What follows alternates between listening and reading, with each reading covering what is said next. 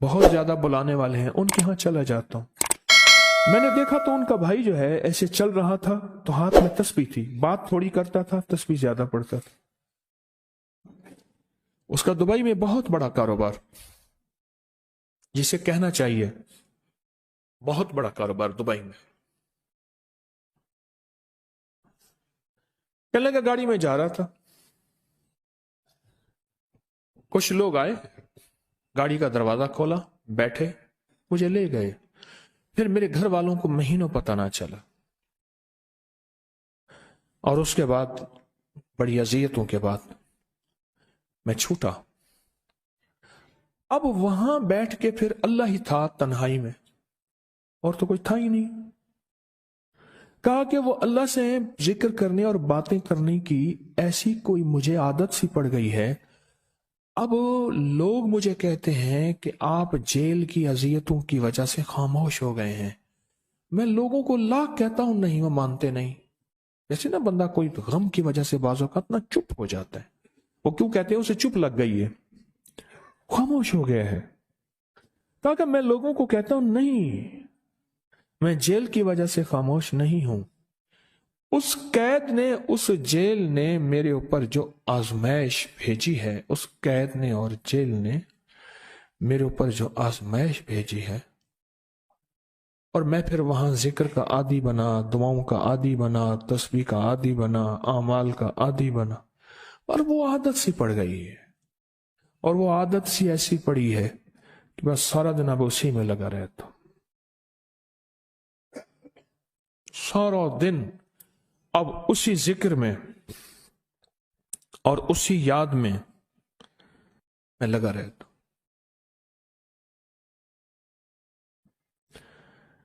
کہیں ایسا نہ ہو ہم بھی اگر ذکر سے غافل ہوئے، تسبیح سے غافل ہوئے، خدا نہ خواستہ ایسی آزمائش آ جائے، اور پھر ہم ذکر اور تسبیح اور اعمال کے عادی بن جائیں، اللہ سے عافیت مانگے۔ اور اگر ہماری زبانوں پہ تسبیح ذکر آ گیا ہے عافیت کے دنوں میں، تو سمجھ لیں یہ اس کی عطا ہے، یہ اس کی نعمت ہے، یہ اس کی کریمی ہے، یہ اس کا فضل ہے۔ اس نے بہت بڑی آزمائش سے پہلے ہمارے اوپر اتنا کرم کر دیا، اس کا بہت بڑا کرم ہے۔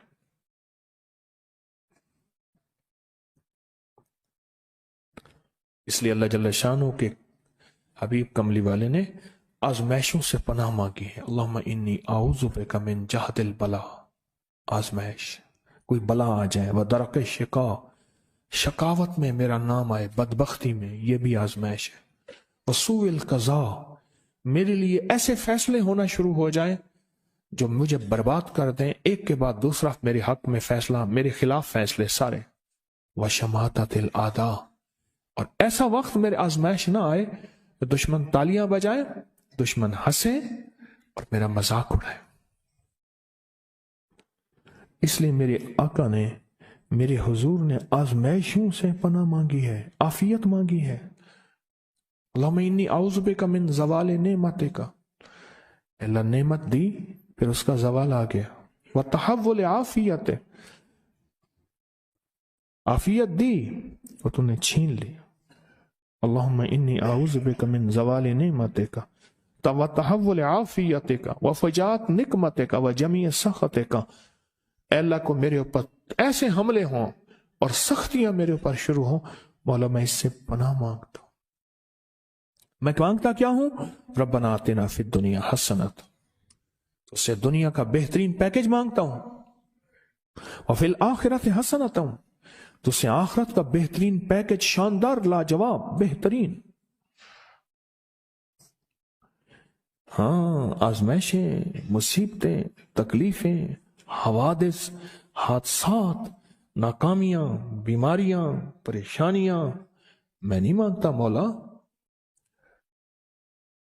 اللہم انی اعوذ بک من الہم والحزن، ہم کہتے ہیں ٹینشن کو، انزائٹی کو، اسٹریس کو، ڈپریشن کو، اندر غم ہے باہر پتہ ہی نہیں، اس کو ہم کہتے ہیں۔ اور حزن کہتے ہیں جس پہ ہائے ہائے ہو۔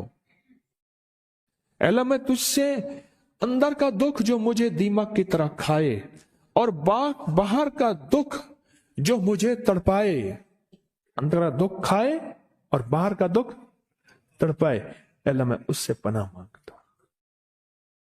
ہم والحزن، عجز والکسل، ایسا کہ میں عاجز ہو جاؤں یا میرے اوپر سستی غالب ہو جائے۔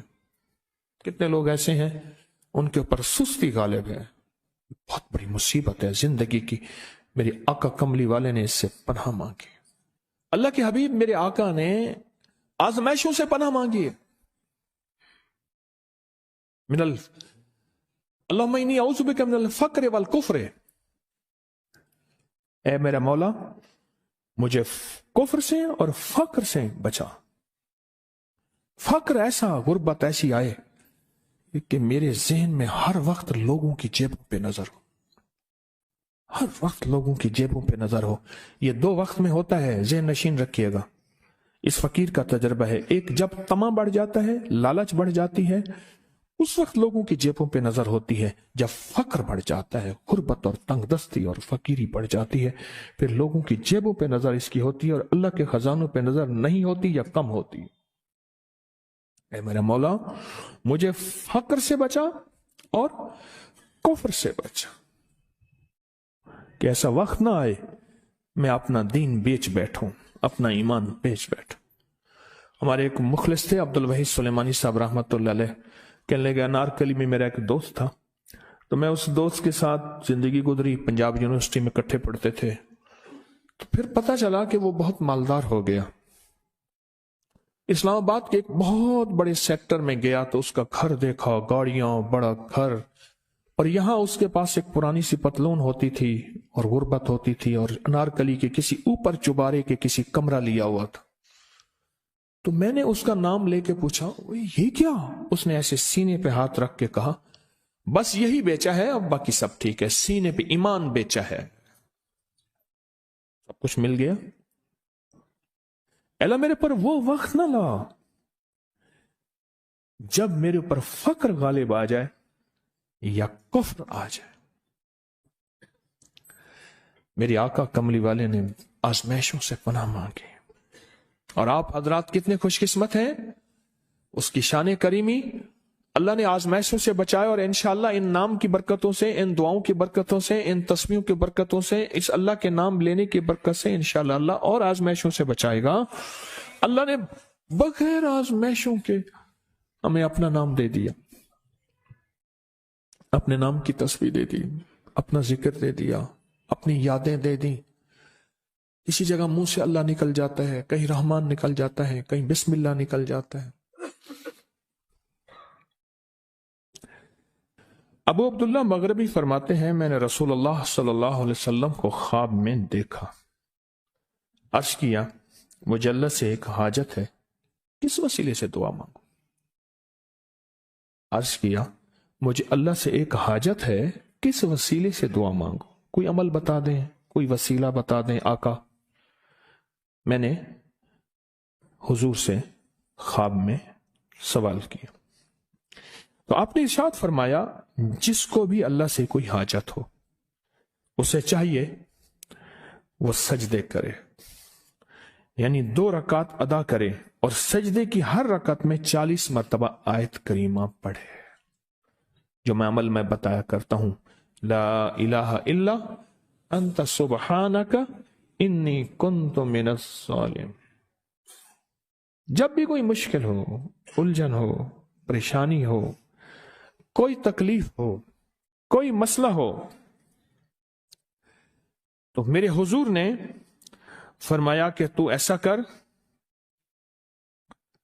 تو ایسا کر، تو کیا کر، تو نفل پڑھ، ہر رکعت میں سبحان ربی الاعلیٰ کے بعد 40 مرتبہ آیت کریمہ پڑھ، اور پڑھ ایسے ڈوب ڈوب کے، مانگ مانگ کے، گڑ گڑا کے، بھیکاری محتاج سائل اور منگتا بن کے پڑھ۔ اور حدیث میں آیا کہ کوئی مصیبت زدہ اس کو نہیں پڑھتا جس کی مصیبت دور نہیں ہوتی۔ آیت کریمہ کو فرمایا کوئی مصیبت زدہ اگر پڑھ لے اس کی مصیبت دور ہوتی ہے۔ اور ایک اور حدیث میں ہے کہ کبھی ایسا نہیں ہوا کہ کسی مسلمان آدمی نے کسی چیز کے لیے اسے پڑھا ہو اور اس کی دعا قبول نہ ہوئی ہو، اور اس کو ترمذی اور نسائی نے روایت کیا ہے۔ میرے آقا فرماتے ہیں کہ میں جب شب معراج میں میرا ایک شخص پر گزر ہوا جو نور عرش میں چھپا ہوا تھا، عرش کے نور میں اتنا ڈوبا ہوا تھا، خود چھپا ہوا تھا عرش کے نور میں۔ میں نے پوچھا یہ کون ہے؟ یا کوئی فرشتہ ہے؟ فرمایا نہیں۔ میں نے کہا تو پھر یہ کون ہے؟ فرمایا ایک انسان ہے، جب دنیا میں تھا تو یاد خدا اسے اس کی زبان پر تر و تازہ رہتی تھی، اس کا دل مسجد میں لگا رہتا تھا، آج اللہ کے حضور یہ نور عرش کے نور میں اتنا ڈوبا ہے کہ خود چھپ گیا۔ دو چیزوں کی وجہ سے، ایک، اس کی زبان ہر وقت اللہ کی یاد سے تر و تازہ رہتی تھی۔ جو دم غافل سو دم کافر، میں نے مرشد سبق پڑھایا ہو۔ حضور کہتے ہیں میں مرشد کے پاس گیا، میں نے کہا حضرت کو نصیحت فرما دیں۔ فرمایا میری نصیحت یہی ہے، جس دم غافل ہوگا سمجھ لے وہ دم تیرا کافر ہے۔ اور کافر کے معنی اصل ہیں انکار کے، وہ تیرا دم اللہ کے ساتھ جڑا ہوا نہیں ہے۔ پر میں ذکر کرنے والوں کی مثال زندہ کی ہے اور ذکر نہ کرنے والوں کی مثال مردہ کی ہے۔ حضرت خالد بن ولید نے فرمایا ایک طرف ہزاروں تھے اور فرمایا مجھے چند دے دیں، تو پوچھا آپ کو چند کیوں دیں؟ کہا وہ سارے مردہ ہیں، وہ کلمہ پڑھنے والے نہیں تھے، وہ سارے مردہ ہیں، مجھے چند کلمہ پڑھنے والے دے دیں، یہ سارے زندہ ہیں اور یہ غالب آئیں گے۔ اور یہی ہوا، اور یہ کلمہ پڑھنے والے غالب آ گئے۔ آپ نے فرمایا کہ غافلوں کے درمیان اللہ کی یاد میں لگا رہنے والا ایسا ہے جیسے